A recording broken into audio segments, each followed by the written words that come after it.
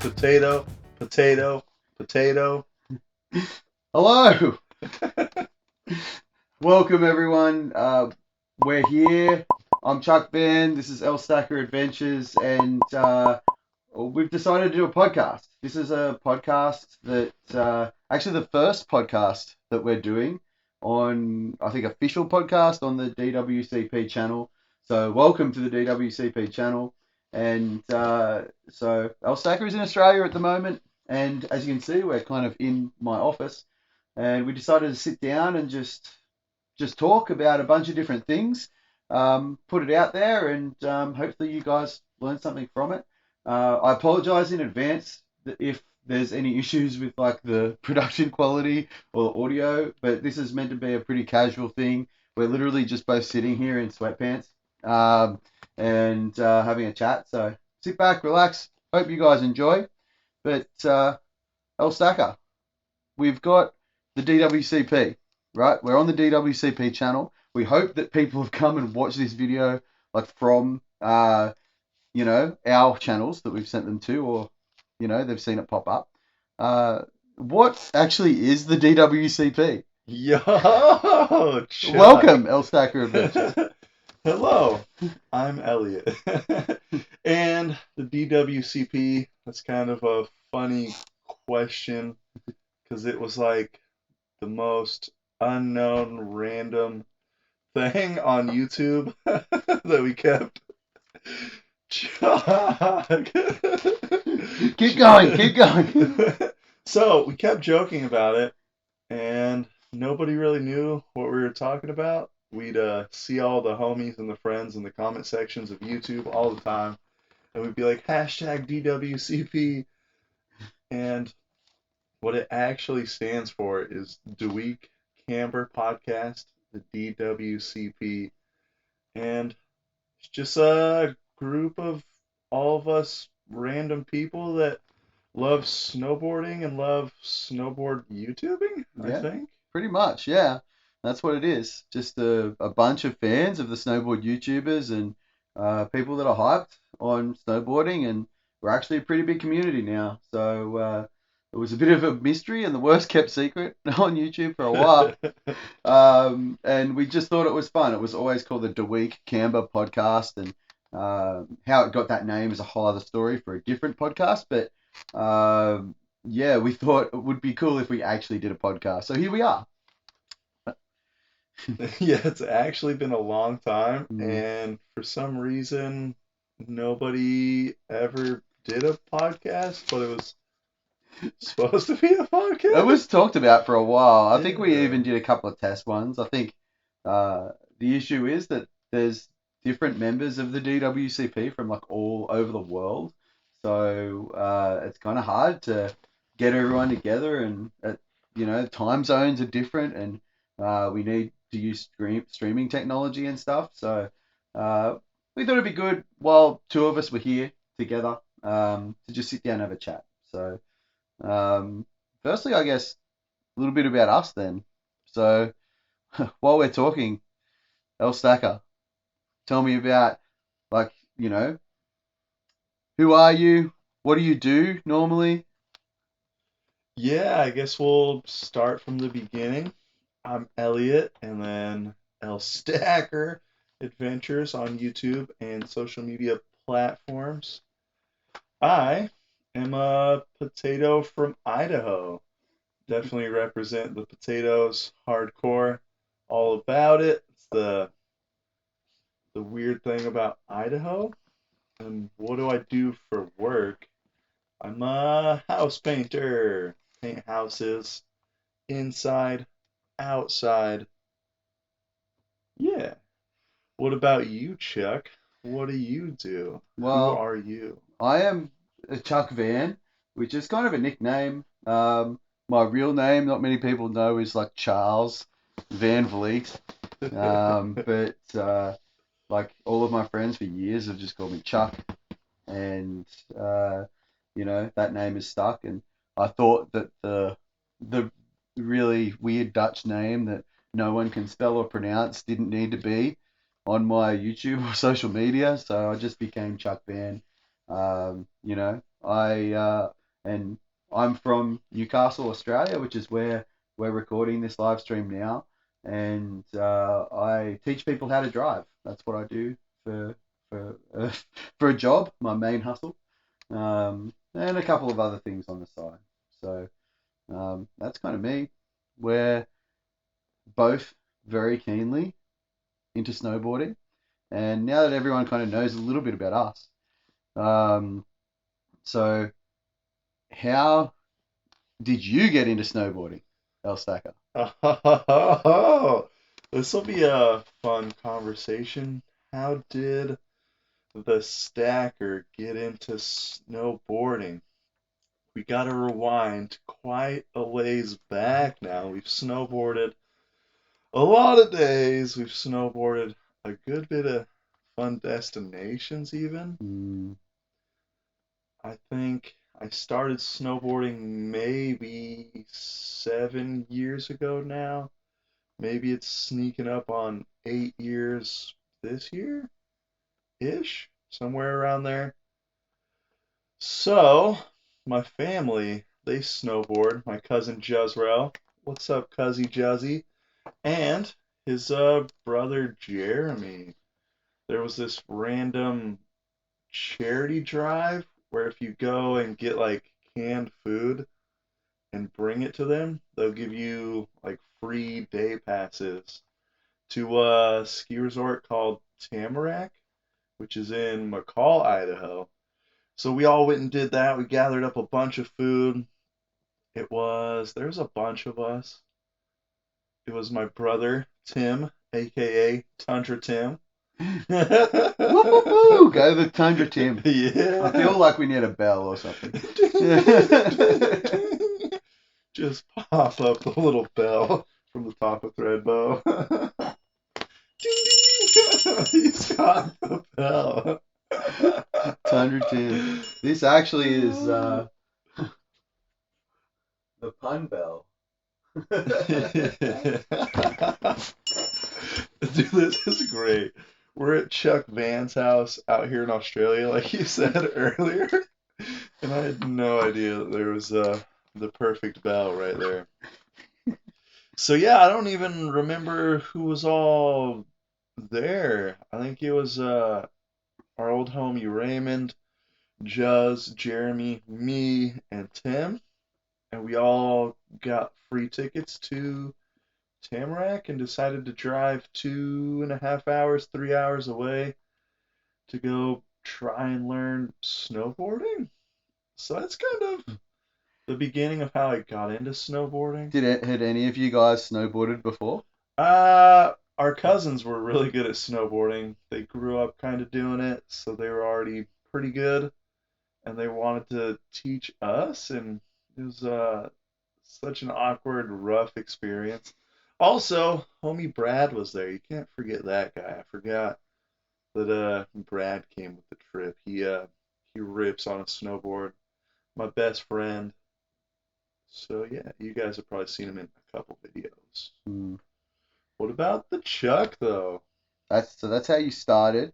I feel like there's a lot more to that story, but we'll. Yeah, exactly. We can always circle back, or do we keep going? I don't know. Oh well, I'll go. I think for me it started. It's now 2022.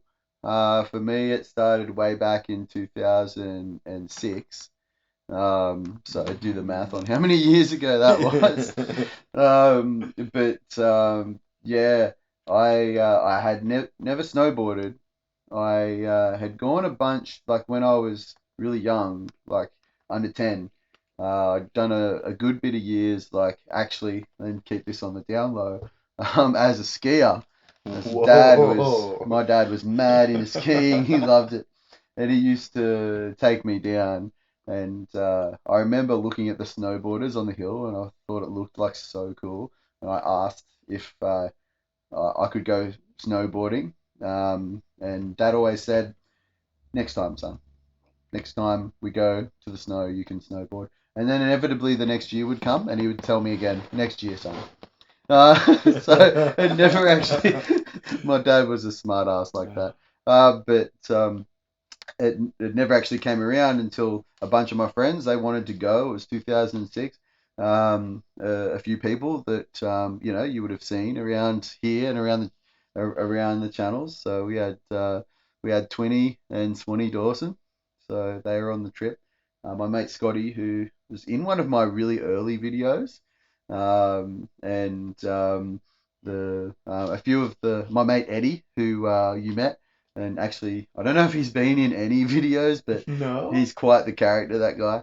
And a couple of the girlfriends at the time, We'll have to partners. sneak Eddie back in some more videos. We have to get We'll have Eddie. to get him back in there. Eddie.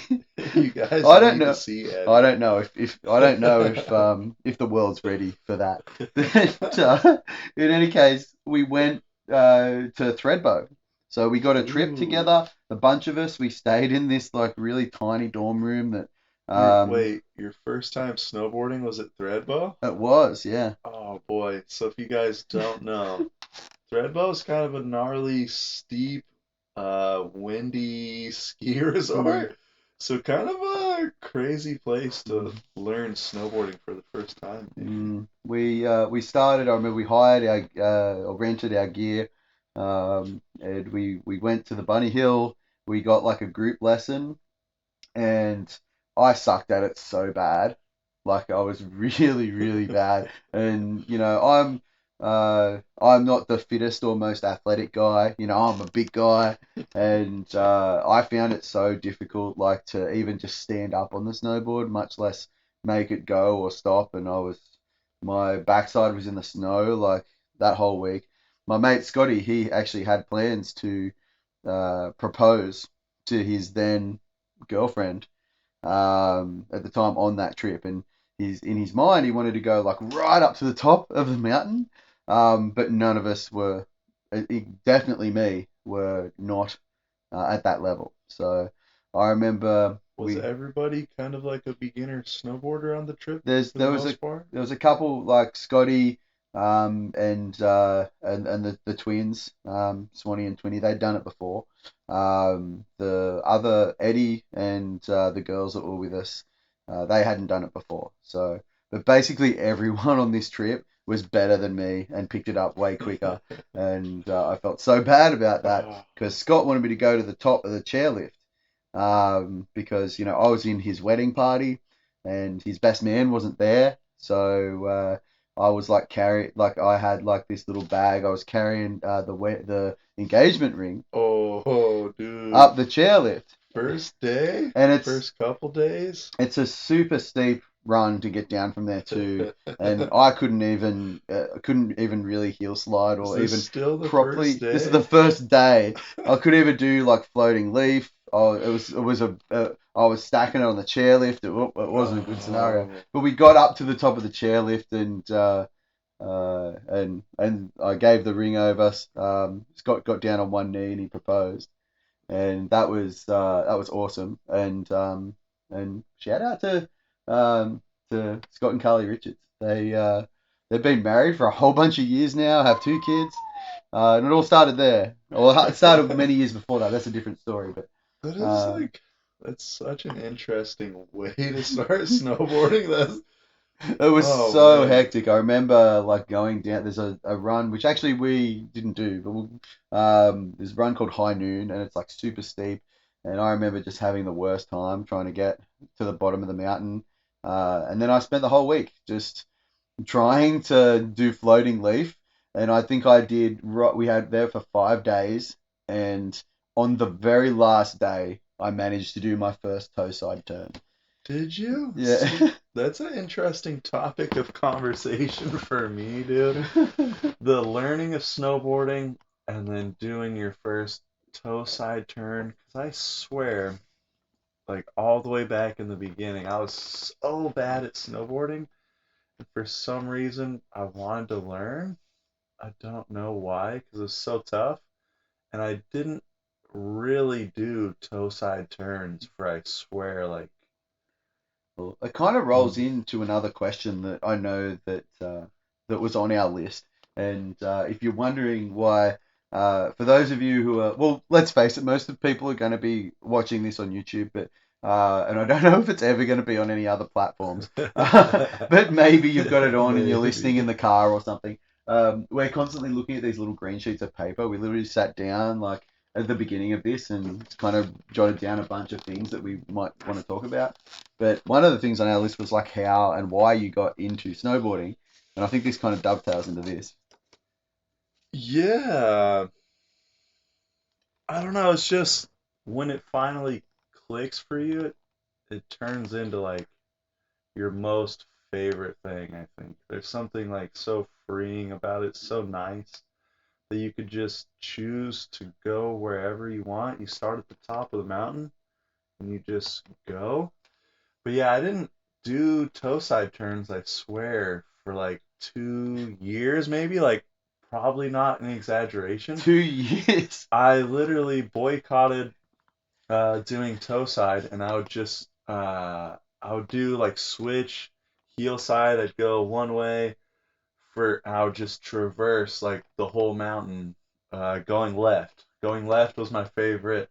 I would just do that all day, and then yeah, and then I ended up getting pretty good at going like switch heel side, and then I'd go all the way to the right. So I was getting real comfortable, but I was trying to keep up with my cousin Jeremy, and we never went back to the basics. We never started easy. We're always on the hardest, gnarliest terrain, so I was always scared to like make that commitment to do toe side. So it took so long for me to connect the dots and actually be comfortable like I am snowboarding right now. It reminds me of my friend Eddie we were talking about before. Like he went with us on that trip. He still hasn't done a toe side turn. Like he would just heel side slide the whole mountain and just he'd get going fast too. Like he'd just turn the board, like point it down the fall line and then just rip around onto his heels, and that's how he did the whole mountain. That's still crazy to me.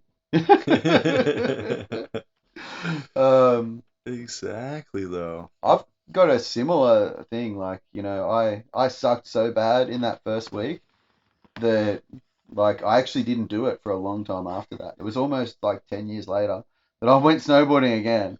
And I went, you know what? I want to have another go at this because it sucked so hard, but at the same time, I really want to do it. And it was something that I wasn't going to let it beat me. Yeah. I was like, I loved this when I was a kid, and also I got a bit of motivation like from, if I did another trip like with my friends, I didn't want to be embarrassed and just stuck on the bunny hill like for the whole trip. I wanted to like ride with my friends, so I took a bunch of trips on my own. Like I would just send it to the mountain, and Ellstacker knows like how far the Yeah. mountains are from me now. That is exactly what I was just gonna say. Uh, Chuck lives way out here on the beach, and there's no mountains, no snow anywhere. It's like pretty common, I guess, for a lot of people to not even know what snow is, never seen it before. We were at the mountain, and there was these two Australian guys. They travel all the way there just to see snow for the first time. It was just crazy. Mm. So These guys we were just coming off the mountain, and they'd gone up to the bunny hill, and like they're picking up the snow, like the dirty, gross like springtime snow that's all full of mud and stuff, and they were so stoked on it. It was so funny. yeah, so for Chuck, it's like an added hassle. It's like Mm, so much more difficult for him to like get there on the snow and mm, actually want to make the commitment to learn. yeah. So it's crazy to hear that you actually did like a bunch of trips to I learn. did just a bunch of trips. I got some lessons from like some private like one-on-one lessons, and I still wasn't quite getting it. And then I just kept going. I bought my own snowboard, and every time I went, like I just got a little better and a little better. And even to this day, right now, I'm still getting a little better, like every trip. Yeah. But now, like I can get around the mountain pretty comfortably through most terrain, so I'm pretty happy with that. But yeah, it's that's kind of what got me into it. The the determination factor. I didn't want to be beaten by it.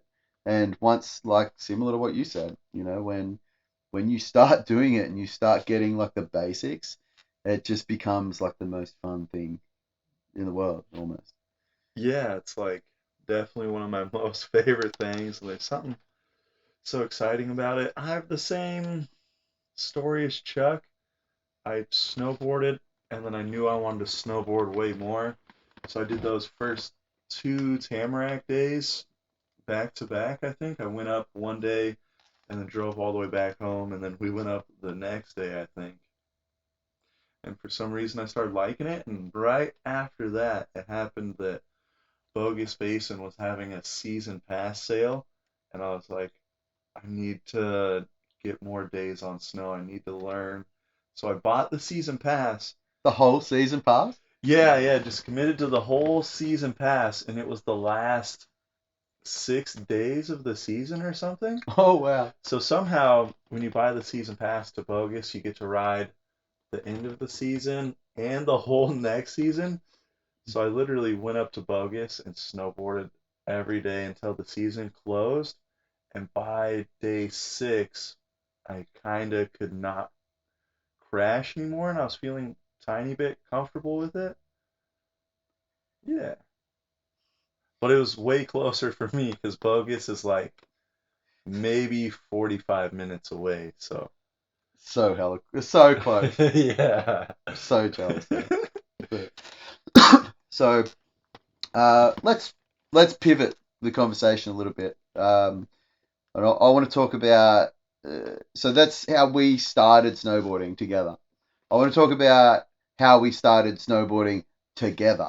Yeah, which is also so weird because we're like internet friends and we see each other in comments and live streams and we talk to each other all the time, but then to actually go out and meet some random guy is so awkward and weird, and you're like, is this really gonna happen? Should I do it? Like, how did this come about though? Like, when did you first like hear of Chuck Van? Yeah, What was your first memory of I don't know. seeing like my username? First, I'd love to blame it on Jose. We need to give Jose Boardtista needs a shout out here for sure. He actually needs the bell. What a legend. Yeah, because that was what I first started thinking about. And I know I would talk to everybody all the time in the comments, but Jose is the reason I got into the DWCP. And then I just started talking with everybody, and we started planning a trip together. We're like, everyone wanted to go to Japan, and we've literally, all of us haven't met each other before, and we just tried to set up a trip, and it actually happened. Mm. So here we are. Well, I can tell you the specific moment when that happened. But before that, I think I definitely knew about you before you knew about me. Yeah. So Ellstacker Adventures was I guess it kind of actually links to the story before, right? So I was saying how I was so determined to snowboard, and I got a couple of lessons. But then like I was not on YouTube. I thought YouTube was like a thing where there were silly cat videos, and I was not about that at all. And Yeah. but literally, like Definitely. one day I came back from a snowboarding trip, and I was like so frustrated, and I typed into Google, how to get better at snowboarding. You know what the first thing that popped up was? Snowboard Pro Camp. It was a YouTube video from Snowboard Pro Camp, and this is probably going to get old really quickly, but I think Kevin Pierce, Snowboard Pro Camp, needs to have the bell as well. So I saw a bunch of Snowboard Pro Camp videos. I found the beginner playlist, and that really helped me. And then I figured out that, oh wow, it's not just tutorial videos. This is an actual guy, and he started doing these like weekly live streams. I found some of the previous live streams and watched them back, and then figured out what day he was doing them on. And then I noticed that there was this one guy that was like always there in the comments. This Ellstacker Adventures. It sounds pretty familiar. And I went, I went and clicked on this guy and saw that that Ellstacker had some like videos of his own. And I remember watching a couple of videos, and I'm like, what is this guy doing? It's like One video is the it's most embarrassing video ever. the one that I saw was like Yeah. you were at the bogus car park and you were like, I want to go snowboard, and like you were going like through the trees and there was no one else at the resort. I think the resort had closed or something, and you were just out there. And I remember you wearing this like orange and sky blue jacket in this Ah. video. And I So was, for some people that would kind of date it a little bit because mm, now we're like green and blue, but a mm, long time it ago was an old video, and we had the orange bluish mm, jacket. and I remember thinking, this guy is such a kook. Yup. Especially when he saw a live stream of me and I had no idea how to put on bindings, snowboard bindings, for like 2 hours, and Chuck was trying to help me, That's and I just had no idea what was going that's on. where we were getting to. It was I clicked on this live stream. I'm like, oh, this El Stacker guy is doing a live stream. We're gonna go on there. Jose was on there as well, Yeah. and it was the two of us and maybe one or two other people were trying to explain to El Stacker how to mount these brand new. I think they were Burton Malavitas, the same ones that you're Yeah. still riding actually, Yeah. onto your snowboard, which was that GNU Park Pickle, I think it was at the time. Hmm. And I remember just like trying to explain to you like so many times how to do it. Just kept rephrasing it, and it never quite made sense. But you got the bindings on about Yeah, 2 hours later. eventually we did. And it's kind of funny because even now, I refuse to like take off the bindings and I almost never switch them. But before this video, I had one pair of bindings. They stayed on the board forever until they broke, and then I had to finally take them off because it was such a hassle. Ugh. I recall that during that live stream, somehow I can't remember who said it. It might have been Jose who put like a comment in there about like you guys wanting to do a trip to Japan, and I wrote in the chat, hey, my friends and I have been talking about doing a trip to Japan, and then I said just jokingly at first, like, hey, we should like get together and all go together. And then we like exchanged Instagrams, and I was talking to Jose, and I think we created maybe a Facebook group or something. Yeah, we definitely had a little bit of a Facebook group, and this is when we actually get to know each other and just talk a bunch randomly to like some internet guy. Mm-hmm. This guy from Australia. But it's weird because I swear we talked with each other like for every day for I don't even know how long. Like we would just talk about everything all the time. It was about 6 or 7 months, like before it was even before the Japan trip even happened. It's a long Yeah. time. So it feels like we're already best friends, right? Mm, And like I already knew so much about him because we talk like all the time. mm. We were just talking about our, I guess, organizing the Japan trip. Ooh, Japan trip. That was the best trip ever any of us could ever hope for. Not only did we have the best Japan snow, we got to meet our already best friends, but we didn't know it yet. Chuck Fan and Yeah, all the other homies. it was quite crazy actually, like how everything just fell into place, and we expected very little, not very much at all.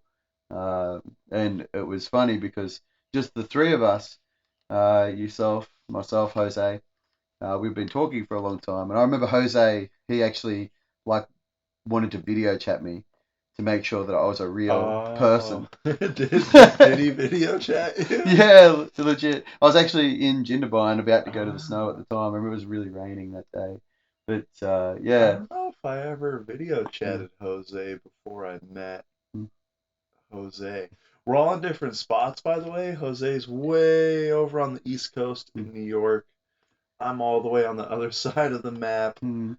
in Idaho. And I'm then I, I don't even know where Chuck's at. He's like, I'm not even on your map. Chuck's not even I'm on my on the other map. side of the other side of your map. So, but it was so weird. Like it's a very unusual thing for people who none of us had really met each other outside of YouTube or anything like that. And here we are all planning a holiday to the snow in another country, with people with other people. I had a bunch of I remember the the chat group that I had with my friends who came on the trip.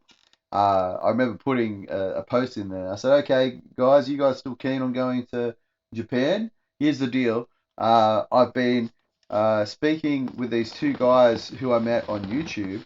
One of them has booked the accommodation that we're going to stay in, and I've never met these people before, and we're going to go on a snowboarding holiday with them, and we're staying, in Niseko for a week.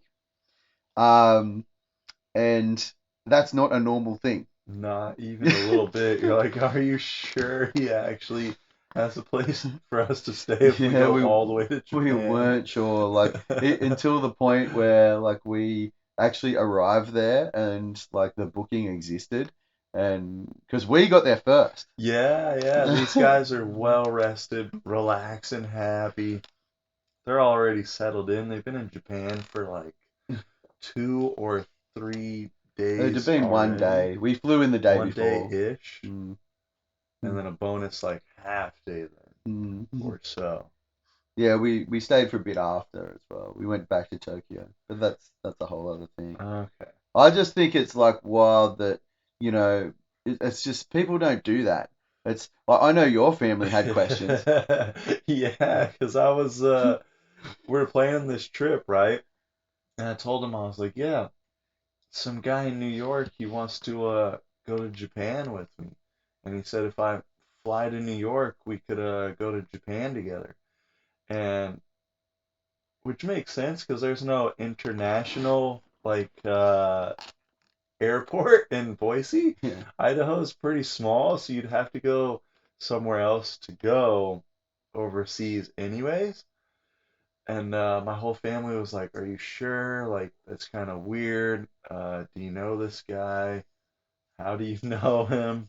Uh, Make sure to tell us everything about the guy. They're like, we need to know his license plate number, Just where his house is. not trusting Yeah, like, is of he the gonna situation. kidnap you? I Yeah. don't get what's going on. Yeah, why would you arrange it? The funny thing, from my perspective, all the boys were like it was the twins and Phil, and they were like, "Yeah, okay."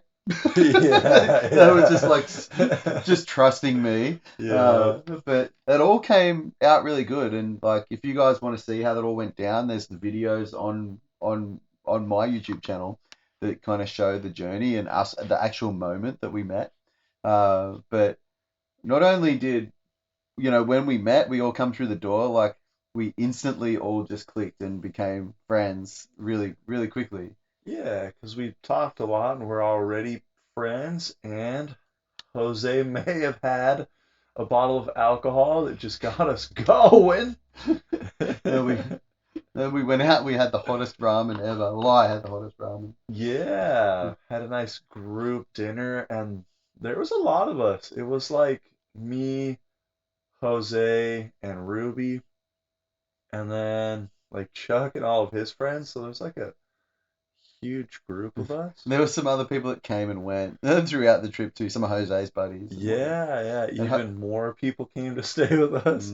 Jose's partner Ruby. But then like even that like was a crazy thing, and we had a heap of fun riding together. See? But then that wasn't all though, because we knew that, we kind of had a bit of inside information that maybe some snowboarding YouTubers might be making a trip around the same time, going to Yeah, possibly the yeah. same place. We were kind of all thinking that, or like hoping it, But but we planned this trip like so long in advance, and yeah, then we had it booked way before the YouTubers even decided to go, yeah, or at least way before they said they were going. So yep. we were just hoping for the best, but expecting that it was a very real possibility. It was just going to be just us there. But we got to Niseko, and we already knew that, I think they'd arrived like a couple of days before us. Yeah, there was, Yep, Kevin yep. Pierce, TJ from Board Archive. There was Andreas Schubert, Chris. They were snowboarding at some other mountain or something. Yeah, Yeah, David Jones. David They were Jones. all staying in a house together in the Niseko village at And the the same time. twins. I don't know if we mentioned Narav Narav and and Yannick. Yannick. So it was like a huge crew of those guys. There's already a lot of us, and then Mm. all of those guys. And all like on the mountain together. And the first day, I remember we had our dinner, and then we got ready to go snowboarding the next day. We weren't even sure what area to go to. Jose had been before to Niseko, so we went over to Hanazono, and we were organising our tickets. And I remember Jose and I we went and got our tickets, our lift passes from the ticket desk.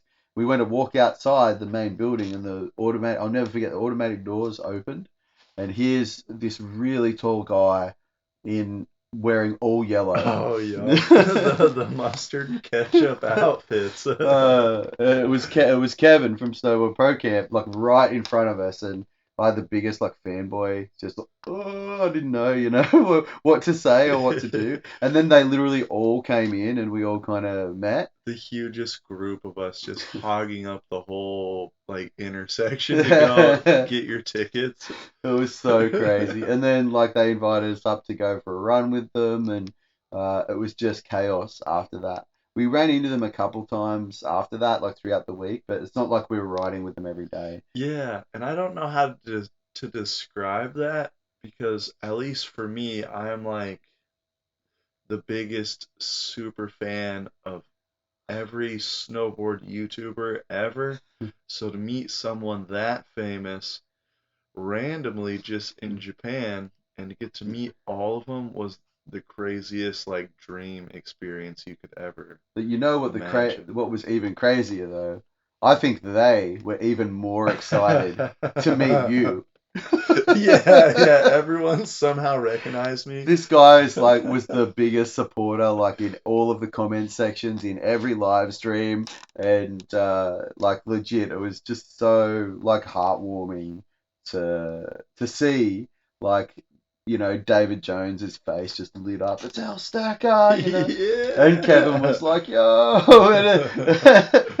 and they were all just so hyped to meet you, and it goes to show how down to earth and how genuine, nice people they all are. But then it got even crazier.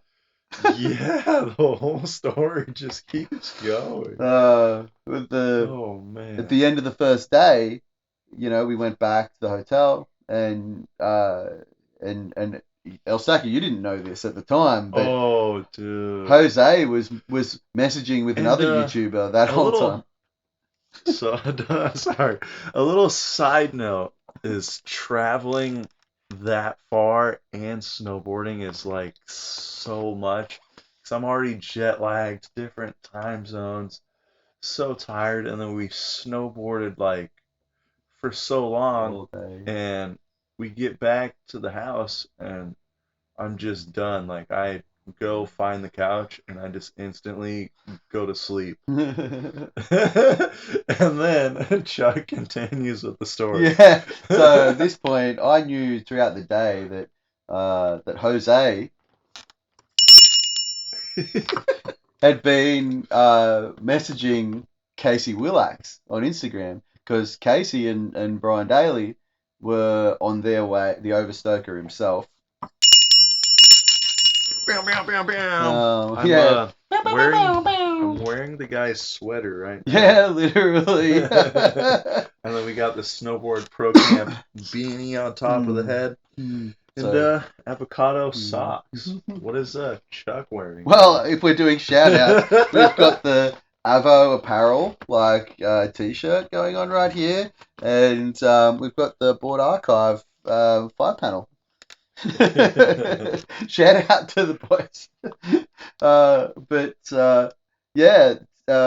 Jose was messaging Casey, and as it turns out, the place that they were going to stay at for that night when they were coming in had fallen through, and they had nowhere to crash. So Jose was like, "Hey, you can like come crash with us. We'll pick you up from the train station," and they were super stoked, and we went and picked them up. So this is actually all in C vlogs, in Casey's vlog. You see the moment that so Jose and I just jumped in the van. We drove over to the train station. We pulled up there, and out comes Casey and Daly. We throw their snowboard bags in, and they come over to our little our accommodation, and they roll in. And the next thing you know, Casey is shoving a camera right in Ellstacker's face as he wakes up. Yeah, I was just sleeping on the couch, and I'm like so tired, right? I can't even see or process anything, and someone was waking me up. I don't know what's going on. All I say is, yo, while I'm like opening my eyes, and I couldn't believe it, dude. Casey was in our house. I've watched so many of his videos, like an embarrassing amount. And then out of nowhere, I realize it's him, and I'm like, yo!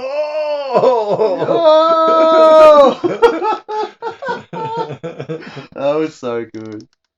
Oh, but the trip continued, and we had such a good time after that. And we met up with the YouTubers a couple of times extra. We had a dinner with them. It was just really, it was real. They gave up like way more of their time than what realistically they had to or should have. They were there for them, they were filming videos and, trying to have their own time, but they gave us, like, they were so generous. They gave us a lot of their time, and we're eternally grateful for that. It's a great experience. I think we almost ate with them like every day, which was kind of cool. Almost, yeah. Yeah, like we saw them at the bar or like inside the lodge just hanging out. And so that was nice. And then we even went to like the food trucks, which was super cool experience. And then went out to like a fancy, nice dinner. It was a really nice dinner, actually. Yeah. So, but that was just one trip.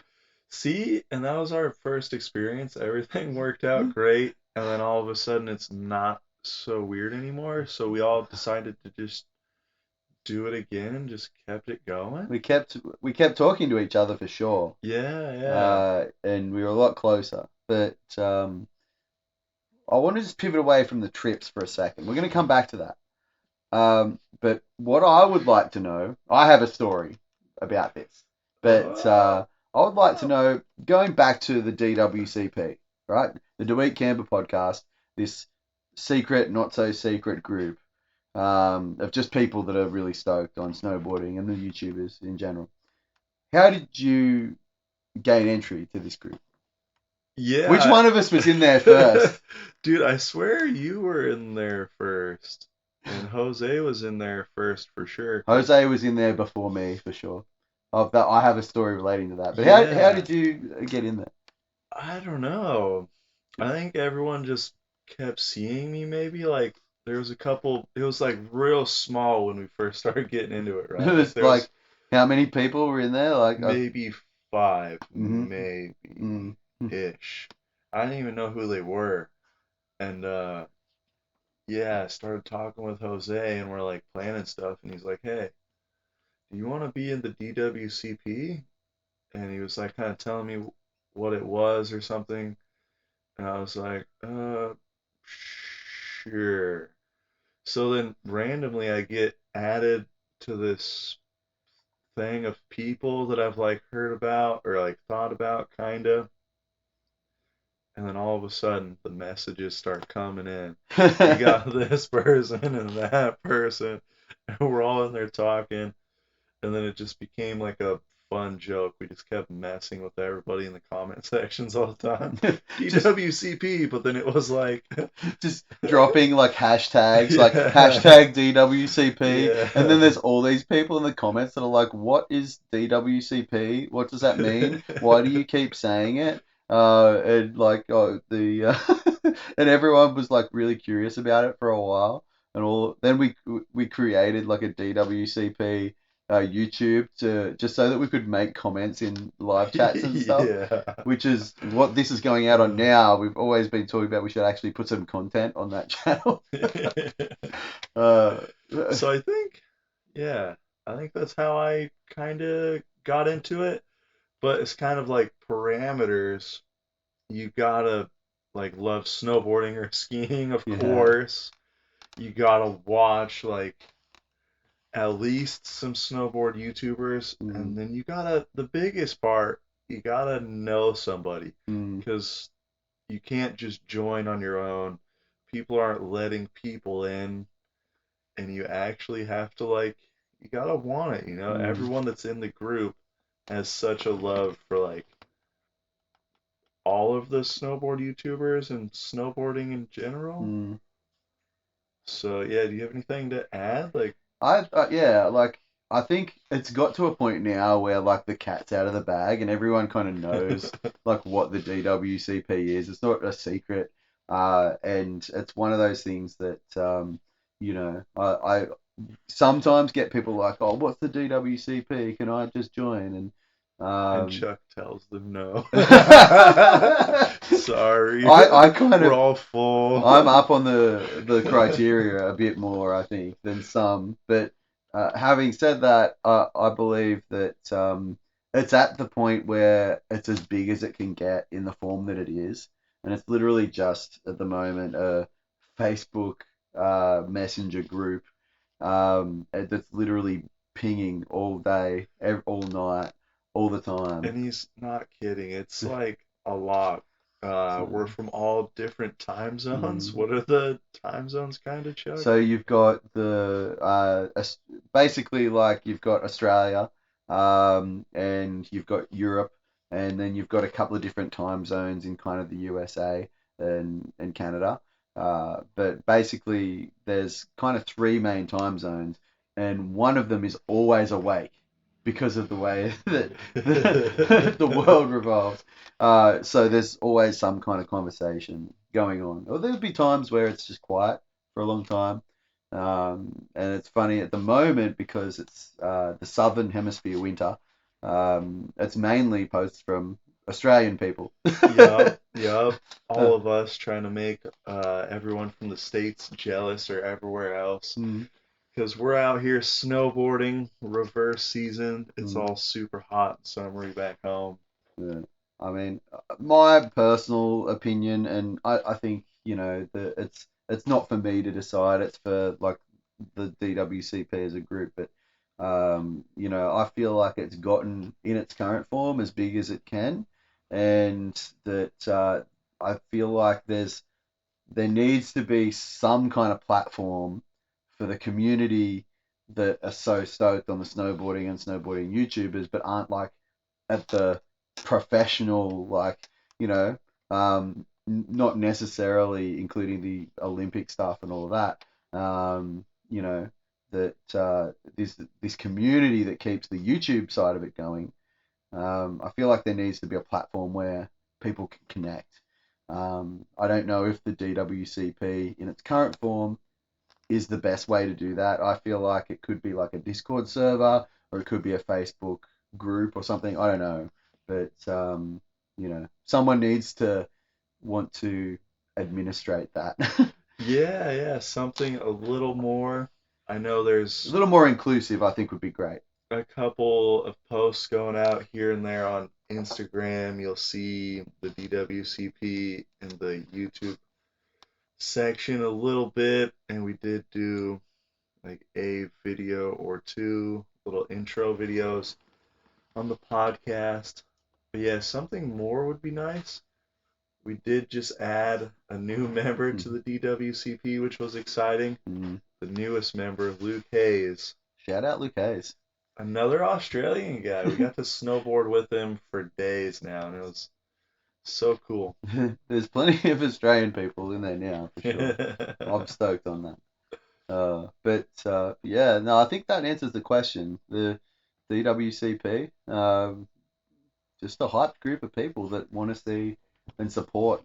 I guess amateur snowboarding in a way. Like Yeah, none of us are at a really super high level of snowboarding. Some are better than others, but we're just trying to get out there and make some turns for the most part. yeah, exactly. We're all decently average Hmm. snowboarders, kind of in the same zone. Some of us are like on a scale a little bit better, but not extreme. Mm. Uh, a lot of us do YouTube a little bit, Mm. but we're not crazy famous or anything. Yeah. Well, I think that comes into a good part to pivot. So both of us have YouTube channels. Um, the one significantly larger than the other. Yeah, no. But like, so I think that's probably a good place to kind of go into, like, YouTube. And because this is really all about YouTube and the YouTube community around snowboarding, which is quite a niche area in and of itself. So, you've got a YouTube channel. How did that come about? And, what's the story with that? Why is Ellstacker doing YouTube? Yeah, I don't know. YouTube's kind of fun and a free platform, of course, so that Mm, makes it super doable for everyone. And then if you're watching YouTube, you pretty much already have a YouTube channel, but you could just choose to upload videos or not. So the YouTube side of thing is super cool, and for some reason, I like pressing the record button, even if I don't do a lot of videos. Just the recording part is fun, just to have like the memories, to have the videos. And the part that kind of started it all was family and friends, maybe. Just thought it would be cool if the family saw what I was doing. Didn't really ever expect to be famous or, yeah, be like a full-time YouTuber or anything. And I would joke with people all the time because I'd be the awkward guy recording or like filming. And they'd be like, "Why are you doing that?" I'm like, "Oh, just for my mom." And my mom literally is stoked just to like see where I'm at or what I'm doing.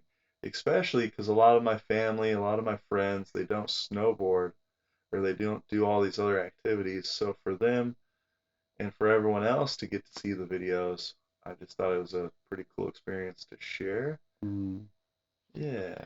Like there's a few things to unpack there. Like, you started, you realized that you've got the ability to upload, videos on your own. You see other people doing it. Yeah. So, Hmm. the what is it that actually made you like want to pick up a camera? You know, did you always have a GoPro, or what was the? I was born at birth and I had GoPro in my hand. No, I don't know. My mom, she did do a little filming when I was young, and then to start the YouTube, my first videos were of my cousin because he was always doing something cool. My cousin James, he's like, "Hey, come out and record me. I want to go biking," or "Hey, we're gonna go drive crazy in cars. Like, we should record it and it'd be fun."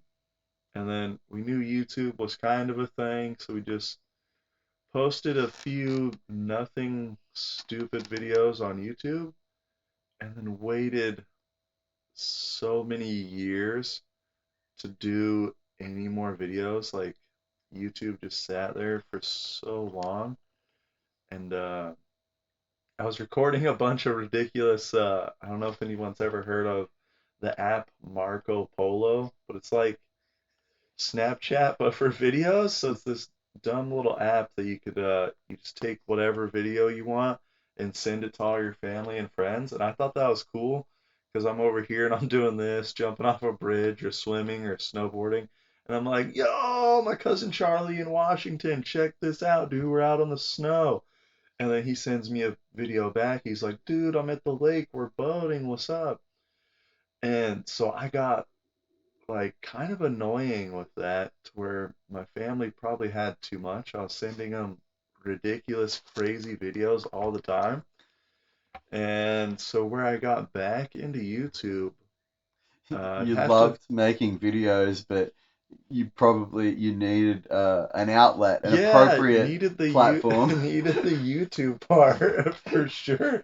My cousin Jazrel, he was like, dude, you're already doing so many videos and they're like kind of cool. You should just like, instead of doing Marco Polo and sending it to me, like just put it on YouTube instead. So then I just started uploading like a dumb amount of videos on YouTube, like same kind of vibe and everything, but People on might be YouTube. people might be into this, you know. Yeah.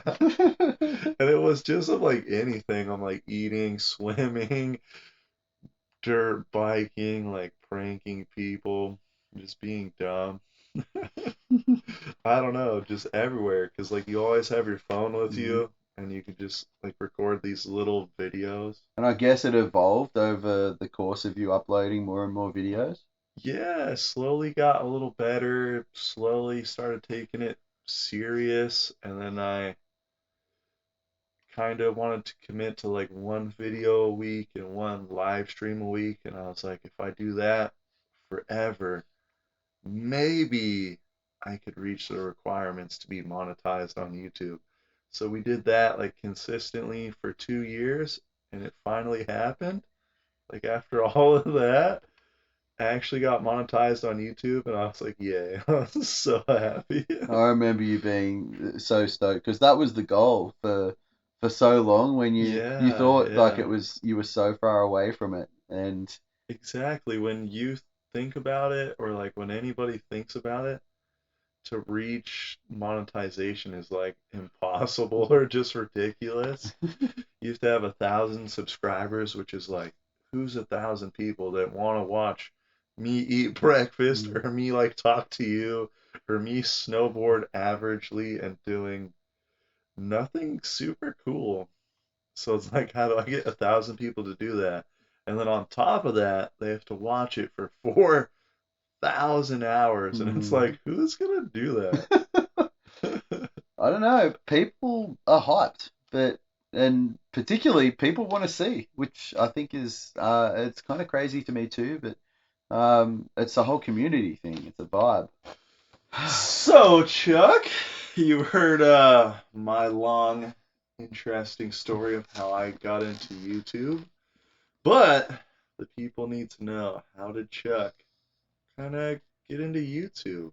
Well, for me, I was kind of a copycat in a lot of ways, and kind of really interested in the process. There's, let's say, there's probably two reasons if I break it down. Number one, I'm just a pure fanboy of like the YouTubers and like monkey see, monkey do. You know, I Yeah. want to, and my biggest inspiration came from Casey Willax. Like the Yo. guy is just a beast with the vlogs. Like, yeah, Casey gets a belt for sure. And Casey, like, you know, he did that whole thing where he just completely just went 100% all in and just did daily vlogs like every day, like for a whole year. He said it was going to be a year. It ended up being more like a year and a half. And before he took a break, and he still to this day is doing regular videos like a bunch of years later. So, but I just liked the style, and that's when the vlog was like really big and popular too. Casey's style was like really raw, and he did all in-camera transitions and was really creative with it. And obviously, he was into snowboarding. When I first watched Casey, I didn't really like the videos that much because like it was all just sending big jumps and tricks and like Yeah. all of that because you know, that was I saw that as being like a level that was so far beyond anything I was ever gonna do. It still so is. Chuck and I, when we think about it, we're like, I'd be happy doing very small jump. Yeah, exactly. Just like hopping off, just like a, you know, a little ledge off a cat track or something, you know, just the tiniest Yeah. little bump in the snow. And if I get like an inch, like I'm so stoked in the air, you know.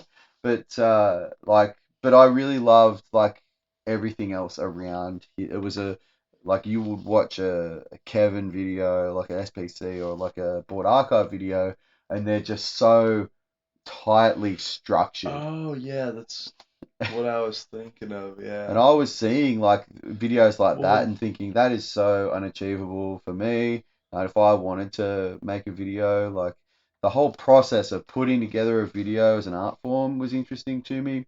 And I would see that, but then I saw Casey's videos, and Casey would yeah, just have yeah. all these other bits where literally it was just him doing his life. Randomly, yeah. It's like totally just anything like making coffee, snowboarding. Then he's like randomly skateboarding or like just anything you could think of, but it's just in there. Uh, Not only It's not that, specifically just one snowboarding. and sometimes he'll do a video where like it's like a 20-minute video and the first 15 minutes of it has absolutely nothing to do with what the title of the video is. And I Yeah. think that's hilarious. A lot of people would Yeah. probably get frustrated. I think that's so good. But then I would see videos of yours and I'd be Super like humbling. You're like, okay. sometimes you uploaded videos that go for less than a minute, and it's just you doing a backflip off a pier into water and coming up and laughing, and that's the whole video. Yeah, Like, yeah. and I was like, well, if this guy is putting stuff like that on YouTube, then you know what's stopping me from putting something on there? So you know, I went out and I bought a really bad, crappy like a Wish.com action camera. It was a no brand one. It was Oh, so it's like GoPro, but not no, GoPro. yeah, it was like this little Chinese action camera, and it was I think it was called like a Wimius or something stupid like that. And I went and recorded a bit of my snowboarding, and not because I ever wanted to make a video. I actually initially wanted to one record some memories, two have some footage to look back on so that when I was riding my snowboard, I could go back and look at the film and be like, oh, I am bending over too much, or, you know, my riding looks like this and I need to change it in this way. So it was more like also a way I thought to kind of improve my snowboarding is just filming it. So I tried to use the Wimius and I think I had like a cheap SD card as well, so it might not be Uh, 100% the camera's fault, no but SanDisk Ultra. there's no, yeah. We used to, like, I would go out and, like, honestly, I'd come back and the footage, there was no stabilization in this camera. There was, No. yeah, yeah. You got to Uh, pick, I didn't understand resolutions and stuff back then. I'd just, like, hit record. well, even old GoPros were Mm, like kind of yeah. sketchy and like shaky aroundy. Yeah, but the batteries like would last 20 minutes. Then you have to change the battery. Like it was not a good quality camera at all. And I realized very quickly, and all half of the footage was like always corrupted, and unusable. So I took a send this one time. I was so frustrated with the camera, I was going to throw it out the window. And I was at Jindabyne at the time, and I went, you know what, I'm going into one of the stores here, and I went into First Tracks, like one of the snowboard stores down there, and they were selling cameras, and I went and bought myself a brand new Hero 5 back in the day. Oh, fancy new Hero 5. Yeah, it was a brand new camera. I think like the 6 had just come out at the time. Yeah. And yeah, I bought that and I was so happy with the camera compared to the Wimius. It's not funny. Dude, yeah. It was really bad. But and I went and I bought myself like the longest selfie pole that I You could really find did on the too. internet. Is it still the same one? It's still the exact same one, the orange handled one. I've been using that like ever since then, Oh man. and it's still like it's copped a beating, that thing, and it's still going. We were using it literally legit like yesterday. Yeah, yeah, crashing with it, smacking it on stuff. Uh, So, I think I got like 3 questions. First question is, where's all these old videos, Chuck? the He answer, just has them all for himself. the stuff from the Wimius, I don't think I have There's anymore. no way. Like that was it was literally just not usable at all. So, a lot of the early stuff from the Hero 5, like some of it is some of it's on YouTube actually. Some of the really early videos in my channel, like we did a couple of trips with the boys. Like it was way after, my first time snowboarding, and I was getting a bit more confident. But I recorded a lot of just a trip with the guys. See?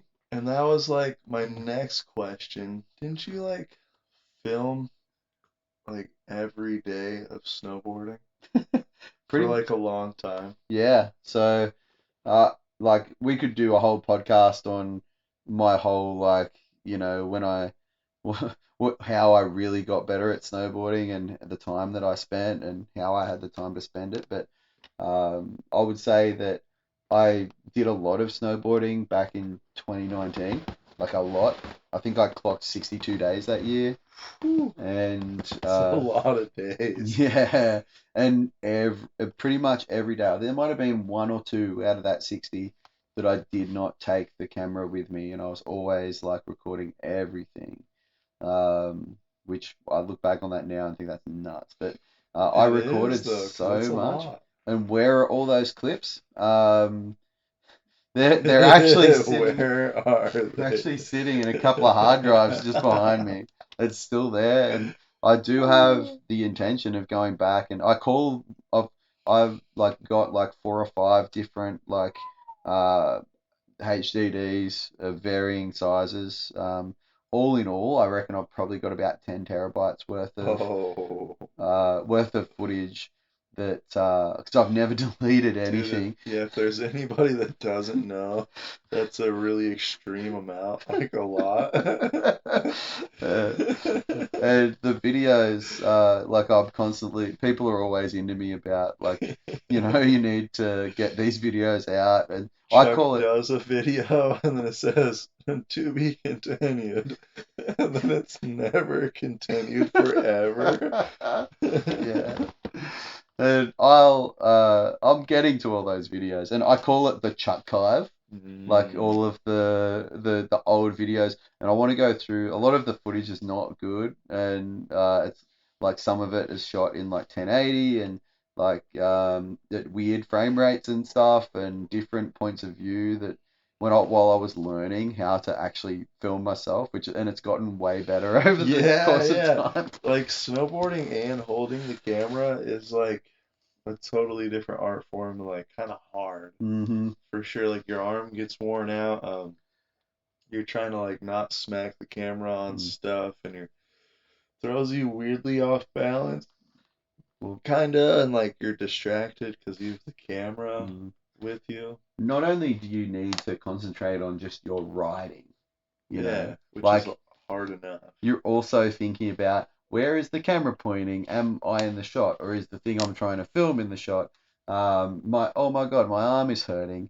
Yeah. And then because if you're just filming yourself with a selfie stick, you're holding that thing out, and like when you go to say jump off something or do a turn, even like it puts your balance and your body position off like a little bit. So it's not as easy as it looks, for sure. Dude. So I was curious, what is Chuck Van's first video then? Like on YouTube. On YouTube, On YouTube. that's a really good question. It's been a long time now, so I I don't know. I'm not 100% sure what the exact first one is.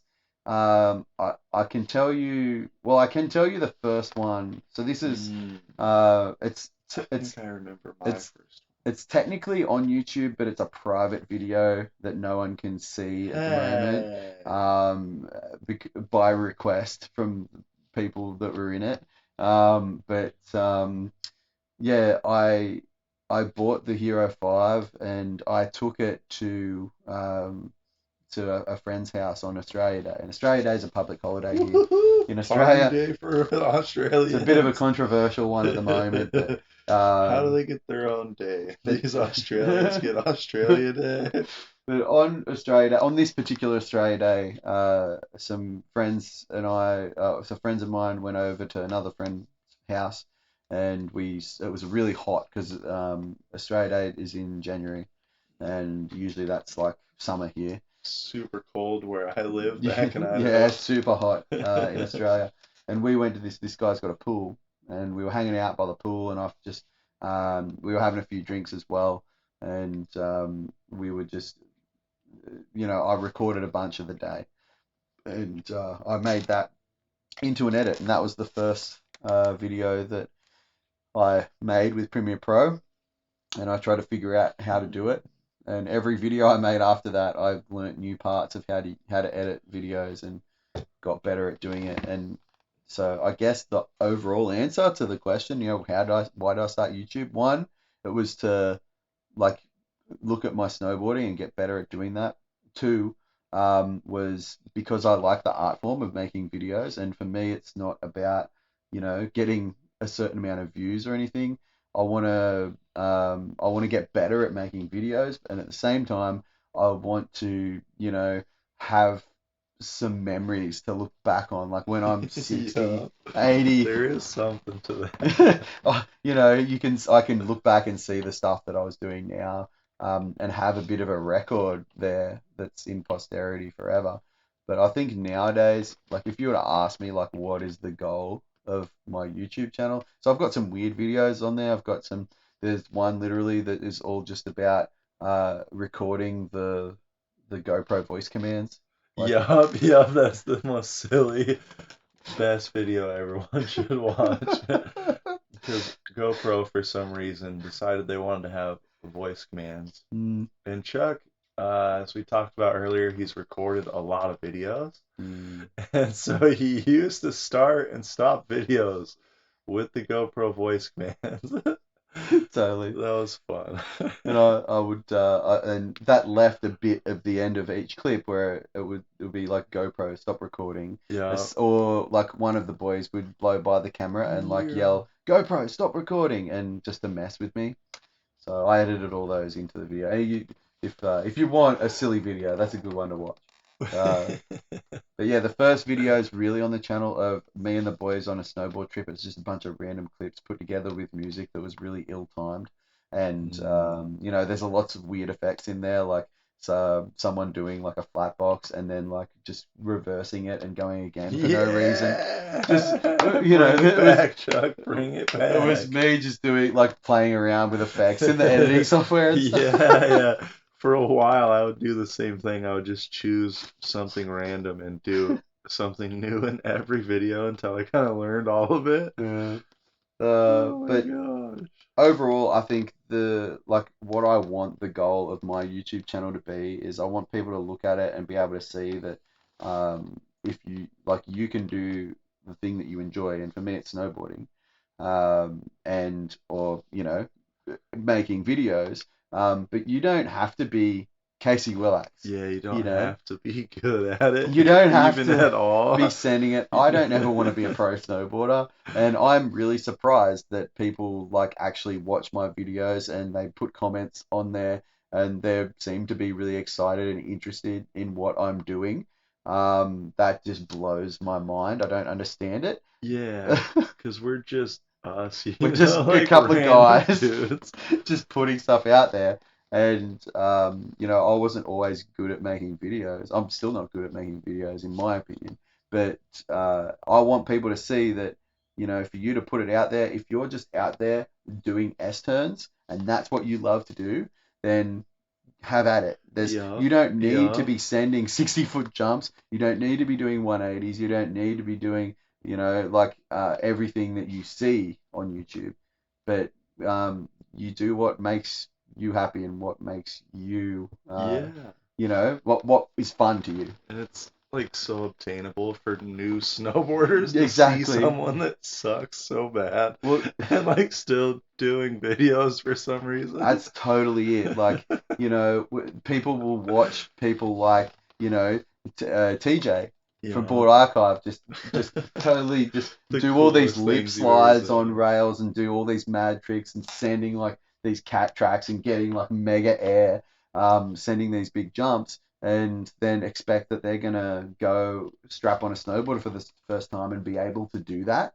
That's just not a reality, really. Not close at And all for most me. most of us are quite happy just doing runs. Yeah, And and one of the best things in snowboarding is just making turns, mm, just S turns, and then if you happen to get good snow, making those exact turns just in the best snow you've ever seen. I always talk about it, and it's something that Everyone loves it though. I know Rob Gams is right with me on this one. Shout out Rob from the DWCP, from Port. I think he's from Portland. He's somewhere in Oregon there, and like I know he agrees with me on this. One of the best feelings that you can have, in my opinion, is cruising down a groomer, like a fresh groomer, and just tipping over into a toe side turn. Imagine you've got your earbuds in, you've got your favorite tune blasting in your ears, and you're putting pressure on your Oh, edge and heavy debate right there. going around the toe side turn, looking behind you and just seeing this thin little pencil line in the snow behind you and just ripping that turn. I don't know, for me, that's just zen. It is a good feeling, and fresh groomed runs make you feel so comfortable. Yeah, and like even the best snowboarders love something simple like that. Just the one perfect turn or the one perfect like powder spray where you just like spray snow. Mm. But what Chuck said, and I don't know if you guys caught it, he was trying to claim that people listen to music and snowboard and he loves it, which I do not. I never listen to music, never, ever. Controversial, is it? Very controversial Interesting. right there. Ah. If I'm on my own, then my earbuds are always in. Usually the volume is low because if Yeah, someone tries to talk to me on the chairlift, I don't want to be rude and snub them. If yeah, I'm just snowboarding by myself, which I do a lot, if I'm with a group, like we've been riding this last kind of 2 weeks, and I didn't I think maybe one day I had my headphones in, but because we were with such a group, I wanted to hear everything that was going on around me. yeah, yeah. But yeah, And normally I've got some punk rock just blasting into my ears. I know, which I don't know, I just got so used to not listening to music that maybe it'd be weird for me, or I kind of like hearing the sound of the snowboard, hearing the people. Mm, Uh, there's like birds out there, the wind, the nature. I love all of it, and I'm always wearing a helmet, and I don't really like uh, headphones that go in your ears. So mm. then that's mainly the reasons I don't listen to music because I have the over the ear headphones that are just ridiculous. It's really hard to wear a helmet when you've got those things on. Yeah, yeah. So only a select few times if I went out with just the big old headphones, and it was nice. Like it kind of gets you going. Mm. But I just committed to wearing a helmet and don't like the other type of headphones, so I never have music. Like at the same time, I do feel like, uh, it's there's nothing wrong like with having music versus not having music. You do you effectively. Like if you get hyped on it and it works for you, great. If you don't, if you find it distracting, don't have the headphones in. So I think you can go either way on that one. People do it both ways, and Mm. like they're pretty into it. It's like I always listen to music, and then you got someone like me. It's like I never listen to music. Or sometimes you're forced to listen to music. Yeah. Sometimes you even get forced to listen to music. People like rocking around. I would not. I won't say not ever, but I've never been the guy with the the Bluetooth boombox like in the backpack, just Yeah. blasting There for always everyone. is that guy, Yeah, you or come you could be across those that guys. guy. Maybe you are that guy. If you are that guy, put it in the comments. We want to know. I think it's time to maybe pivot again. Ooh, So I what think do we've we covered pivot that to? one pretty good. I'm feeling that maybe we should start talking about some snowboard trips. We've already spoken about Japan a little earlier. We've like I went over to America earlier this year. So not only did we meet in the comment sections, we finally met in Japan. And then after that, we just became best friends. And we're like, Chuck's like, hey, I kind of want to like come to the States. Could I come to your house? And I'm like, yeah, dude, come on over. Anything you want. I'm ready. I told him, I was like, dude, you can stay at my house. I'll feed you. We'll go snowboard. I'll drive you around. Anything to make the trip possible. I was like, come over for sure. It was a bit of a sketchy proposition for me too. Like I had not a heap, but a decent amount of money saved, like enough to make the trip happen and pay for flights and all of that. I had an Epic Pass, which I knew would work over there, and I had some friends over there, yourself, Jose. Yeah. So I thought, I can maybe do a trip and see, how this goes. Which Uh, totally, not to interrupt you there, but it makes the whole trip like possible and so easy and smooth and like definitely hugely affordable for sure. there's no way at all that I could have done that trip without the help of friends like yourself. Like I wouldn't have been able to afford like, $130 a night in a motel, No, times by a month Like because Chuck stayed in the States for like yeah, probably a whole month it maybe. was exactly a month. Like it was I Oh, think 30 days or something, yeah. yeah. But from the time I left to the time I got back to Australia. Which I think is another cool part and why we like the comment sections or why we like YouTube and just talking to people. Because you get to know someone and then you get that weird opportunity to like meet someone, So which is crazy. super cool. And we keep doing it because now we know it's possible. We know it can happen. And we kept doing it. Like when Chuck came to the States, he met up with me again. And then we snowboarded Bogus Basin for like a week, Mm. 5 days or something. It was so cool. Chuck just like gets to hang out and see everything new-ish and different, just experiencing Idaho.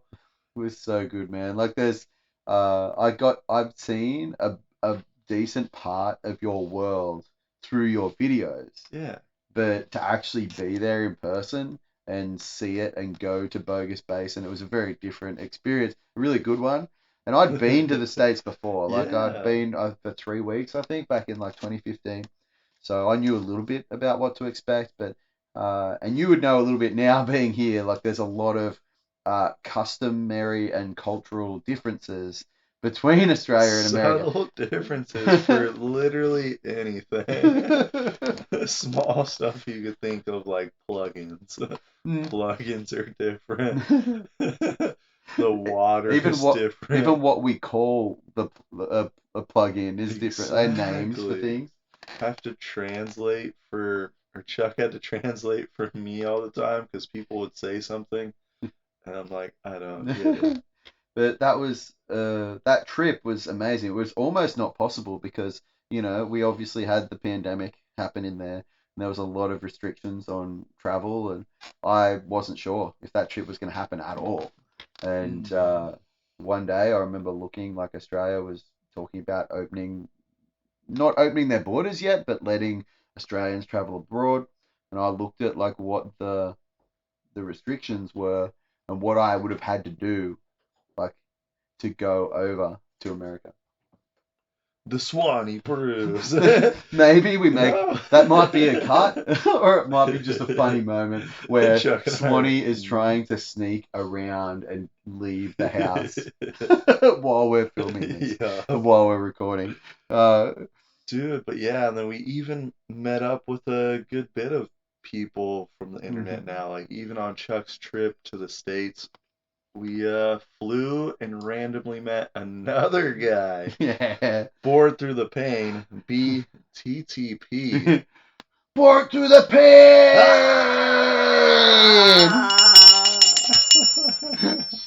Shout out to Hans, Hans Rosenfeld, aka Board Through the Pain, the founder of Booby Wax.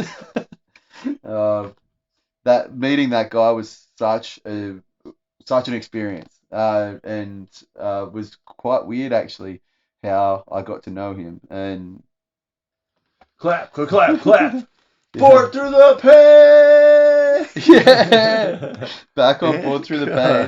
It's a funny story actually. I found his videos like years ago. I saw him in the chat and the comments section of Snowboard Pro Camp, and I thought his name was hilarious. His handle, and then I saw his videos, and then I thought this guy is a character. Yeah. He's a real character. Yeah. And but I never thought I'd meet him until this one day. I got this. I think I found him on Instagram, or he found me on Instagram or Facebook. I'm not sure.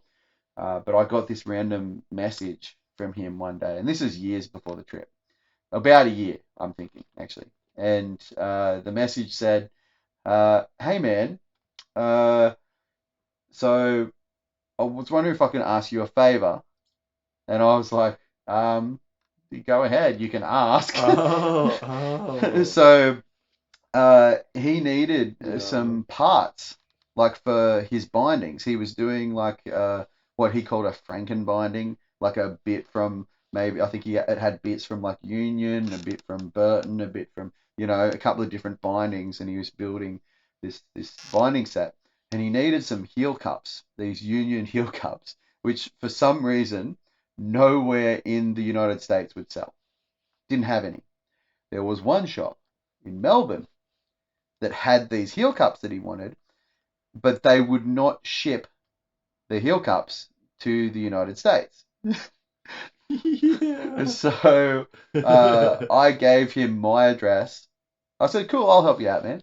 I gave him my address, and he made the order for these heel cups. They got shipped to my house, and then I put them in a post envelope or post box, and I shipped them to him over in Pennsylvania. And that's how we started kind of talking, and we shared a lot. He had a lot of questions about Australia because he wants to visit someday, and we exchanged a few things. He loves trail maps. He sent me some of his booby wax. Yeah. So he sent me some merch, which was pretty cool.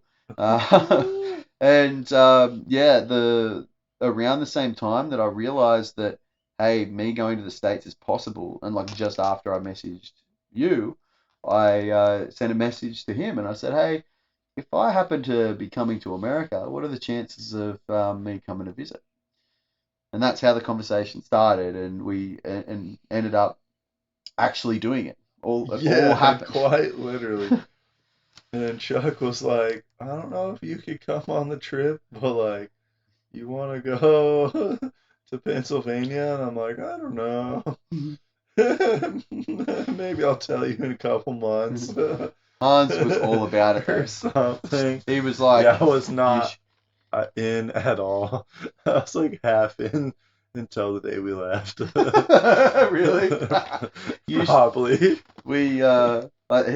He was like, "Oh, you should, I don't know what else, you should bring him with you, and you can." He was so excited, like, "Oh, you can come, I'll show you my home mountain, and I'll tour you around, you can see my local county and all that. No, which we did. we really He did. actually toured us around. We went and A good got bit. Philly cheesesteak sandwiches for breakfast. We saw Amish.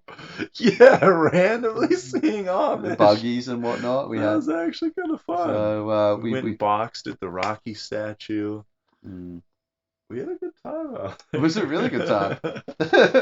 Or in some parts we had too good of a time. Oh yeah. That's probably not for the podcast though. You know, and it was just wild again that everything just fell into place, and we went to his home mountain. We met some of his friends and family.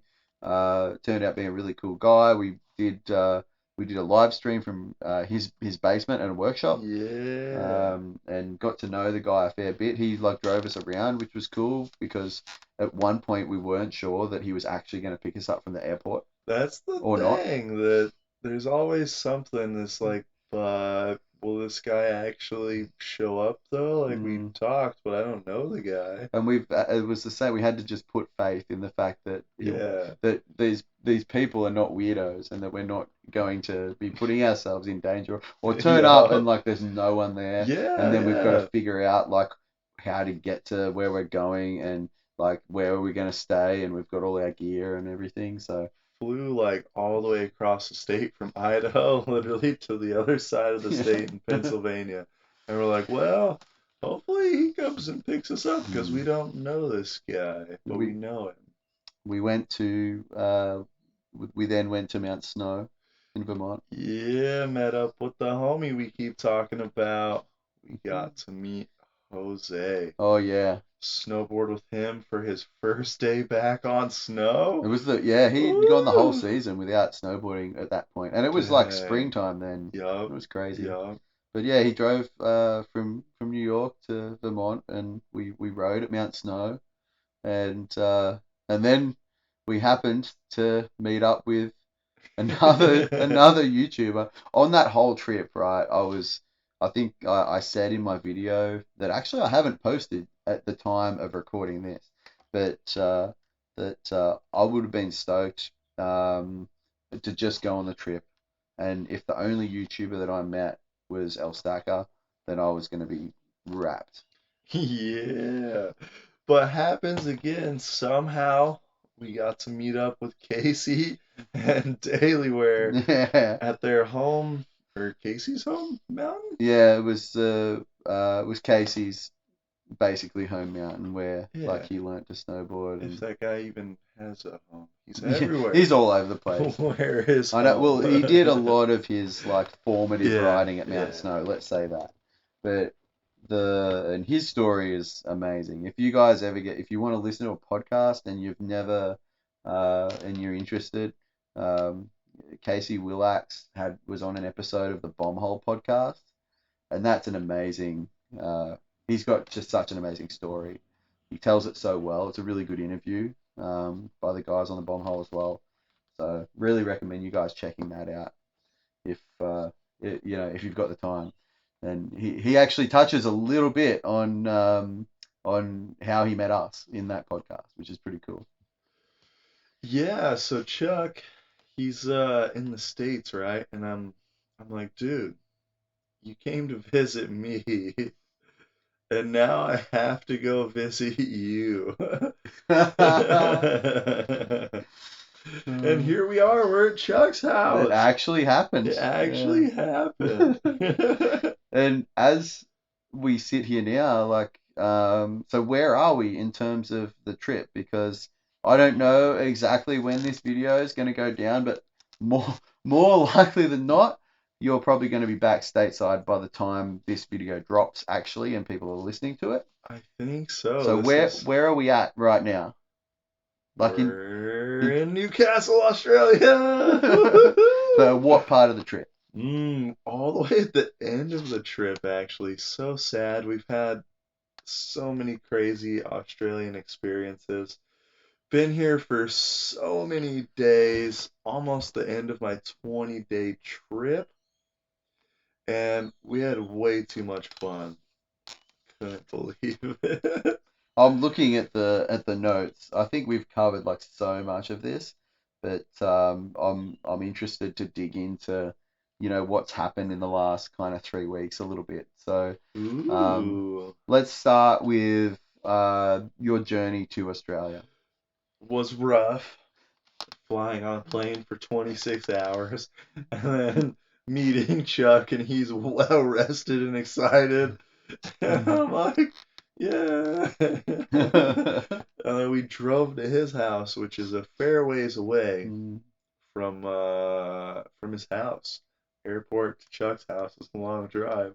So thanks to him for picking me up and driving that long drive just to come get me, which is the coolest thing ever. It's my absolute pleasure.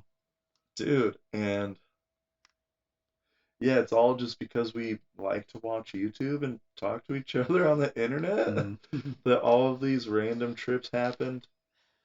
But the quick staples of Australia, the quick little highlights, and then we can dig into it way more. Went to Australia's beach. It's wintertime here, but we got to go swimming in the salty ocean. Well, let's not say it's one of Australia's many beaches. Yeah, one of Australia's many beaches, which happen to be super nice. And then Chuck happens to own a one wheel, so he took me on one wheel adventures every day.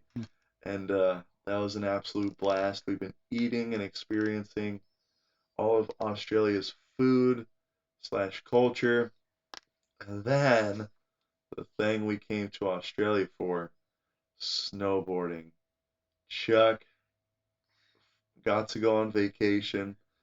We left and we went on quite the road trip. Boy, did we do some snowboarding. We did plenty of snowboarding everywhere. I seen a lot of Australia now. We drove from Newcastle all the way to Chuck's other home away from home in Old Edminby. That's a little spot in the mountains. Yeah, which happened to be a super long drive all day long. And then we went to Perisher for day one back on snow. How was your first day? First day, I mean, I was like, I wonder how Australia's snow is going to be. What are the conditions going to be like? I planned and talked to Chuck. I was like, dude, when's kind of a good time that I could come over? We might get good snow. And dude, we got the best snowstorm people have ever seen in their whole life for day one of snowboarding. We're out there ripping like legit, fluffy, decent Australia snow at Perisher, which is the biggest mountain you've ever seen. There's way bigger mountains than Perisher, but I think it's probably fair to say that it exceeded your expectations. Yeah, and I was just so happy to be back snowboarding because for me it's the coolest experience to get to do actually summer snowboarding because back home it's so hot, and then to be able to travel and go to the snow is just so crazy. You can always get after snow. It's like there's snow somewhere, basically all times of the year. But I mean, it was quite the adventure. We went to Perisher. What happened after that? Ooh, a lot more driving. So all of Australia is huge, and the ski resorts aren't all close. So yeah, we ended up going all the way to Falls Creek. Another huge drive, which thanks to Chuck Van, my driver, we're driving on the other side of the road out here in Australia, which is weird. And so we clocked a lot of miles. Went to go ride. We clocked even more kilometers. Yeah, clocked kilometers because they don't call them miles over here. Dude, yeah. So quite the heavy trip. Went to a lot of different ski resorts. We went to Perisher, Falls Creek, Hotham, Perisher, Thredbo, Perisher, Thredbo. We got to see a lot. We got to snowboard a lot. And then we met up with even more people, which is cool. I rode with Luke Hayes from Australia in Oregon And in the how long ago was that? States. That was like only a month ago, It was wasn't it? literally a month ago. We're doing legit summer snowboarding, slushy hot conditions.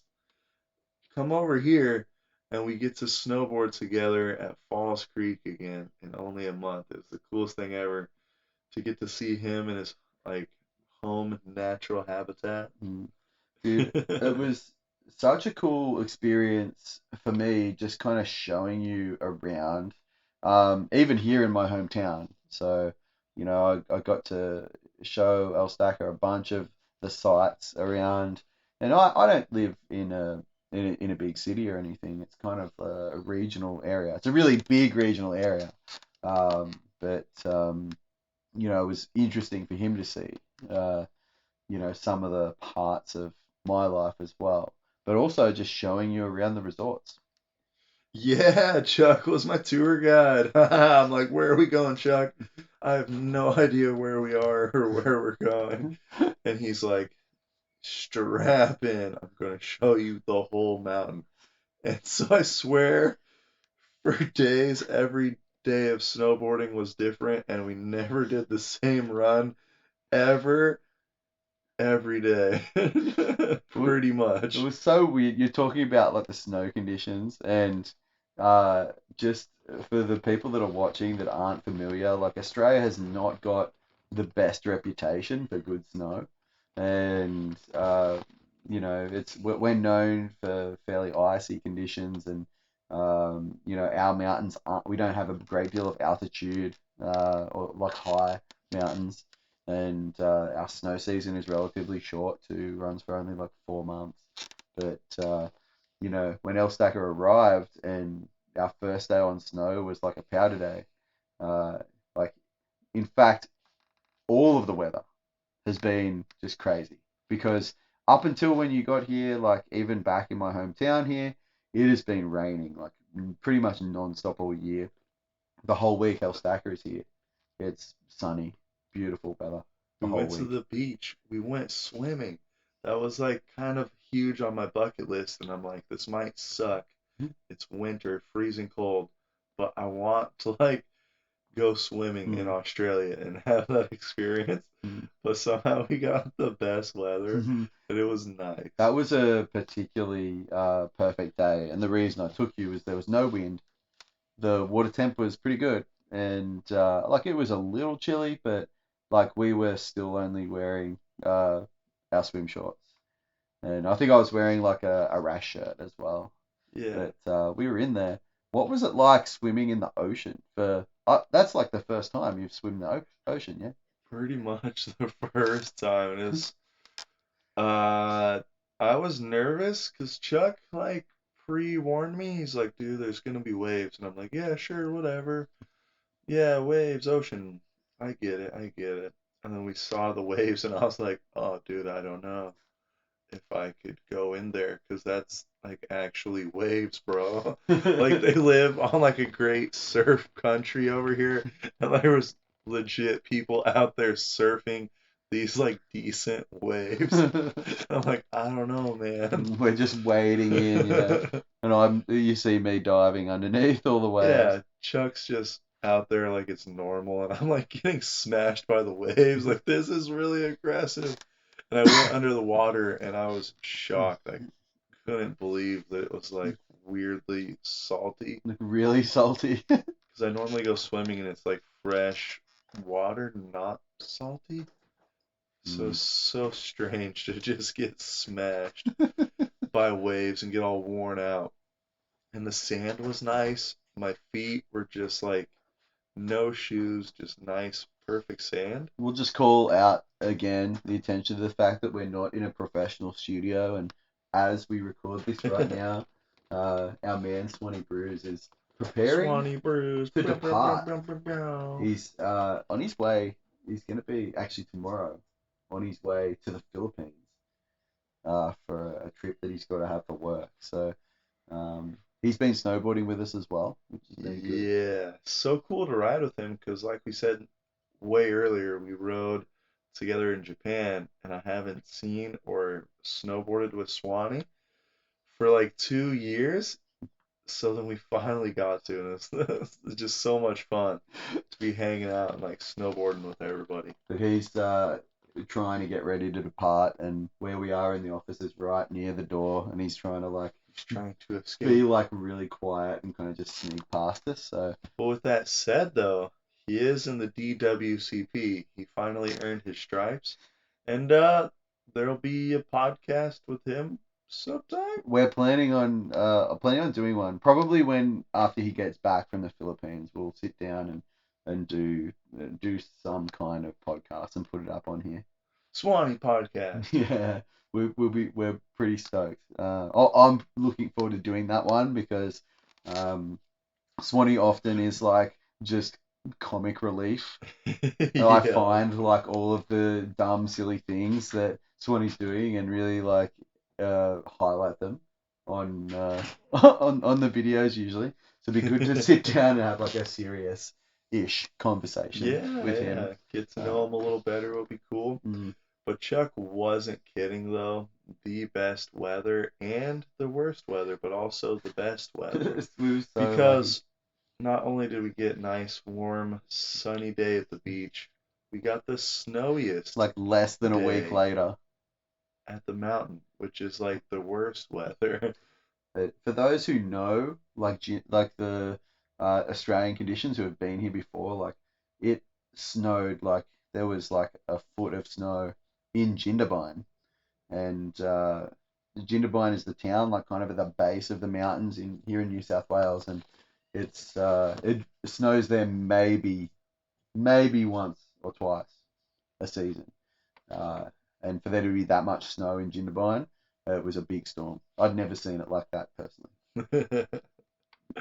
Yeah, so we definitely got some good weather. We had some springtime slushy weather as well. We had some firmer conditions. There was a mix. So how would you compare like the snow conditions that you've experienced versus like, what you would find in a standard season in Boise, in Idaho? I feel like it was about the same, slushy conditions, bit of snow, bit of crunchiness. The thing that I noticed, maybe the biggest difference, is like the chairlifts were kind of crazy. There's like people scanning your ticket at Bogus, like personally, but then you come over here and like they have gates and they're like attacking you, and chairlifts run fast and the chairlifts run slow. Hi, Swan. Interrupting to say goodbye. Well, come on Goodbye. Swanny saying goodbye. I'm saying goodbye. You're actually out of here? Yeah, I'm gone. I have to leave now. in. He's gonna be out. Well, Yeah. Goodbye, dude. I had such a good trip with you, bro. Good to see you, man. Good to see And you. hopefully I can make it to Idaho. Hopefully, yes, maybe. See what happens. Really should. bro. That's becoming. Goodbye for a while. Have a good trip, man. I know you're gonna have good fun. Yes, I will. Good. Enjoy. Like that. It's not that. I'm out. See you in 2 months. Dude. I'm gone for 2 months. Alright, Travel gentlemen. safe, man. See you. Have a safe flight home, Elliot. Thank you. You too, dude. Let us know when you get there and everything. Ding, ding, ding, ding, ding. What we've learned from this podcast is that Chuck knows how to clap. He's got a good clap on him. Like, I'm over here clapping like this. Oh, I could get a good Yeah. like slap you in there, you know. He has an actual good clap. If that's the one thing that we learned from this podcast, then that's what that'd be well worth doing it. So we're continuing to talk about our Australia adventure and snowboarding in Australia. We've spoken about the resorts that we've been to. Going to come in with a bit of a heavy question here. Uh-oh. So, out of all of the resorts that you've rode at in Australia, so we've got Perisher, Thredbo, Oh, man. Falls Creek, and Mount Hotham. Which one of these was your favourite? It's not fair. It's such a hard question. I don't know. Oh man, my quick answer that I would probably have to say would be Perisher, just because it's like the biggest, best mountain. But like Falls Creek was so easy and nice, and like I feel like I wasn't so lost because Perisher was taking over, and I'm like, I have no idea where I'm going, where I want to be. But with both of those said, maybe my top memory or like something that I was most excited about It's a different question, but I'll allow it. was going to the top of Thredbo and ringing the bell at the highest lifted point in Australia. I had to work so hard to get there, and I didn't think I was going to go up there. Like Chuck was telling me the plan. He's like, yeah, we're going to go here. We're going to go there. We might go here. And if all goes well, we can take you to a restaurant that you go eat, and it's only a T-bar. And I'm like, I don't know, man. I don't want to be stuck there. And he's like, but the main goal is if you learn T-bars, we can go to the top and ring the bell. And boy, did T-bars suck. And I'm like, well, I'm not making it to the top. And Chuck wouldn't let me not learn the T-bar. He's like, we're going to do more T-bars every day. And like he didn't even care that I like crashed him. He's like, well, we can try going together. We do two people going up the T-bar. I wreck him so hard, and I'm like, well, And dang the it. thing that you forget is that you are not the only person that's ever had trouble learning how to ride a T-bar. Like, Ah, I sucked at it so hard. I've told you the story. I suppose I haven't told everyone the story, but these guys like, don't quite know the story, but T-bars are hard to learn, and I struggled and crashed and was embarrassed so many times, and I didn't think I was gonna do it. Like I pretty much gave up on T-bars, and I was like, Chuck, we just need to ride chairlift now. I kind of give up, and Chuck was like, okay, but you're not giving up. because I knew that you just needed more practice, and Just a few more. the more hits that you got on it, like every time, like you pick something else up, you're a little bit more confident, and in the end though, like I think it was a couple days in there, like I remember, I think it was the second day that you tried, like you got up one like successfully, like all the way on your own. Yeah, exactly. So slow progression. And here in Australia, there's like hard T-bars, but Chuck took me to do a few easy ones, and then we tried a hard one, and I'm like, oh no, never, not happening. This is too hard. And then we went all the way back to like the world's easiest Palma lift, which is totally different than a T-bar. It's like a circly plate, and that was like easy. And I'm like, see, I could do that. That's easy. But then I just kind of built a little more confidence and got comfortable with like snowboarding with one foot not strapped in and snowboarding up the mountain, which is like definitely challenging. If you guys want to see there's a video on Ellstacker's channel about him riding that Pommer lift. So if you want to go over there and give the guy some love on that, that's a really good video, which I'm proud of because I filmed it. Yeah, all the props to Chuck because I've been telling you how hard it was, and Chuck, he's just relaxed. He's filming, he's messing around, laughing. He's giving me tips while I'm trying not to fall off the T-bar. He's like, relax, keep the ankles loose. And I'm like, I don't know what to do. Bend your knees. Yeah, bend your knees. Look up the mountain. That was everyone's biggest tip. Is like look up, because everyone is looking down. Goes down. Yeah. Yeah. But like circling back to the bell though. The bell though, nailed it first try. We were supposed to leave because it's a long drive back to Chuck's house, and I have to fly back home very soon, too soon. And Chuck and I were just talking, and we're like, we have a long drive, but like, should we just go do one run at Thredbo? It's gonna be a nice day. We went to Thredbo earlier, terrible day. The top wasn't open. Top was not open. It was so wind. There was like 75 km/h winds that day. That's like a lot. That's what is it? That's like 30 something mile/h winds. Yeah, like a lot of wind. And it was like in the lower part of the mountain. It was like straight up raining, and we all got so wet that day. Yeah, exactly. And weren't not making it to the top. They actually closed like a bunch of the lifts. All of it. Like they even closed closing everything. They closed the gondola that day. They were in the restaurant. They were usually they allow foot traffic like up the gondola, and there were Thredbo staff going around like asking people, "Are you skiing and snowboarding? Are you comfortable riding down from here?" Because they were flat gonna just close the lifts and have to try and evacuate like people on snowmobiles. Yeah, and then the boys, It was that bad. the group of us were like, "Yeah, that's pretty gnarly. You want to try like do as many runs as we can now before they don't let us do any more runs?"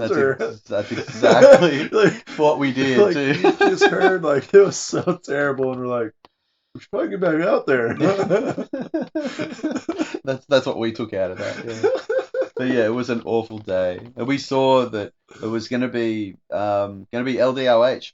Yeah. Shout out to Kaz, another member of the DWCP, but she let us she let us stay at her place in Jindabyne. So not only do we have to drive a long way to Chuck's house, we had to pack up and leave the Airbnb. We had to drive all the way to Thredbo, get ready, and then we went up there for one run all the way to the bell, all the way back down. Took 2 hours pretty much to do. Let's call it. It was one run, but let's call it 2 runs. Technically. Yeah. But yeah, so we literally went there just so I could go see the bell, and I could not be more happy. I know Coach Chuck Van here, T-Bar Whisperer. I was so happy. I was so proud because I know that you weren't having a good time earlier in the trip with the T-bars, and I knew you could do it. Yeah, he knew, like, because we're decent at snowboarding, so there's like no excuse why I shouldn't be able to do it. And we literally did it first try. It was so worth it to see the happiness in your eyes, and you were fully ready to boycott the whole thing, just be like, no, we don't have to go all the way to the top, and I was like, yes, we do. Yeah, I told Chuck, I'm Yes. like, I'm okay not going up there, and I was so glad we went up to the top. Like, it was definitely worth it. And there's a bunch of photos that we took, which went on Instagram like immediately. So if you guys want to see us up there, then that's it as well. But what a way to end it.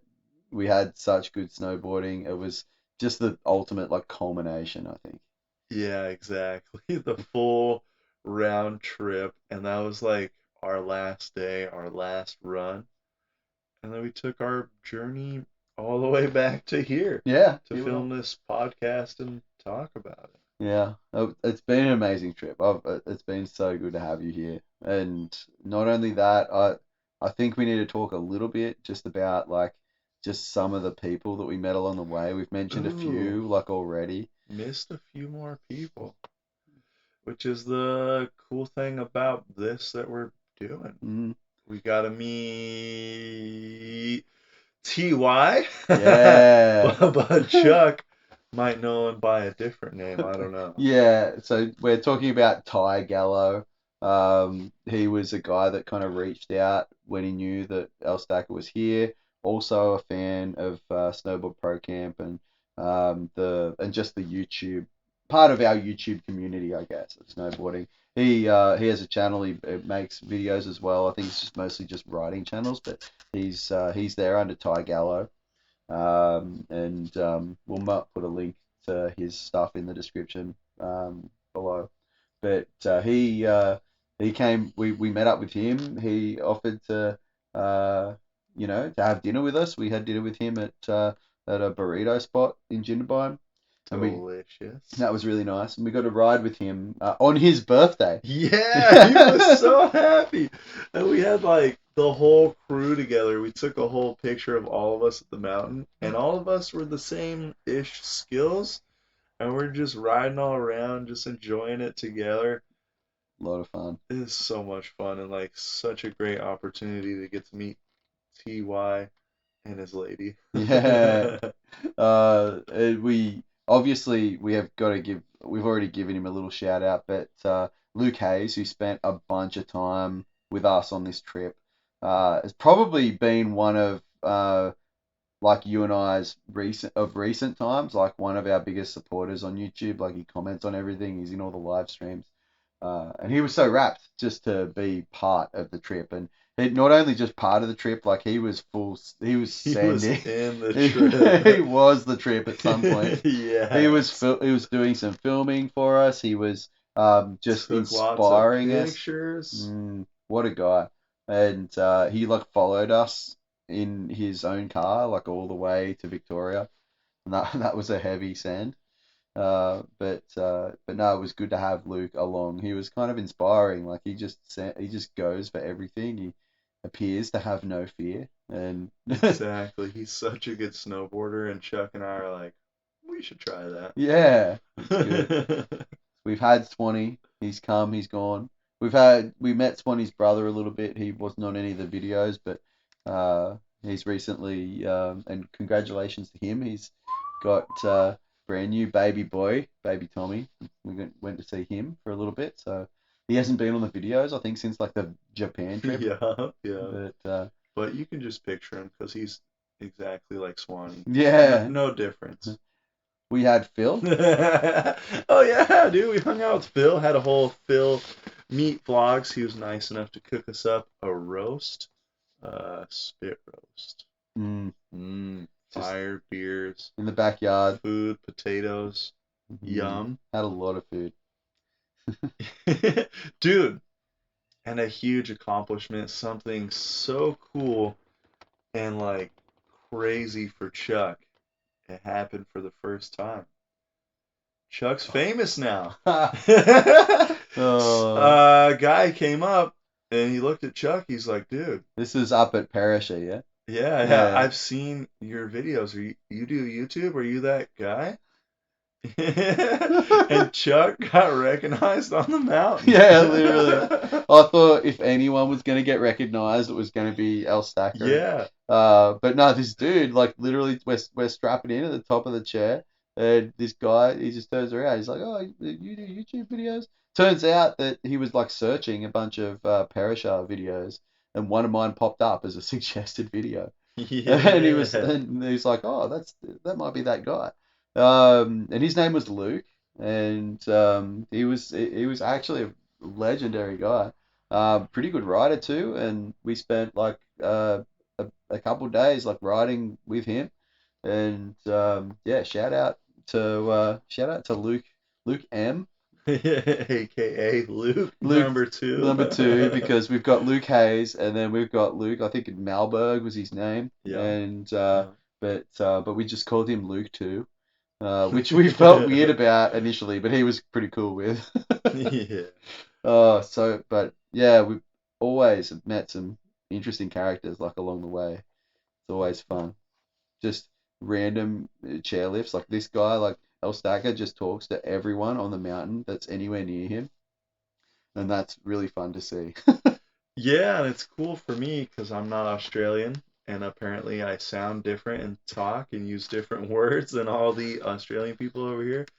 So it was kind of cool just to like talk with everybody. I was enjoying it for sure. Well, I think we're starting to get towards, the pointy end of this podcast. We've been sitting here for, I don't know what this is going to turn into. Like this might have to be like a couple of episodes. We might just send one like 2 hour plus. we want or to. however long it is. It could happen. But will be. It's been fun recording this so far. Like, who'd have thought we'd have this much to talk about? Yeah, I was a bit worried in the beginning, no joke. I wrote a whole list to make sure that I could talk for like 1 hour. I was like, hopefully, if I talk about every single one of these things on this list, we'll somehow, hopefully, get an hour, because that's like a long time. I was like, hopefully, we don't speed through it too quick. And like, what do we do if it's only a half an hour? Oh gosh. But now we've been sitting here for 2 hours, We two and a half. Yeah, I think I don't even know how long it's We've been here for a while and just had great conversation. I hope you guys enjoyed the conversation, learning about me and learning about Chuck. But with that said, what would we like to do, Chuck? I think I would like to. So this is obviously the first DWCP kind of proper podcast that we've tried to put out.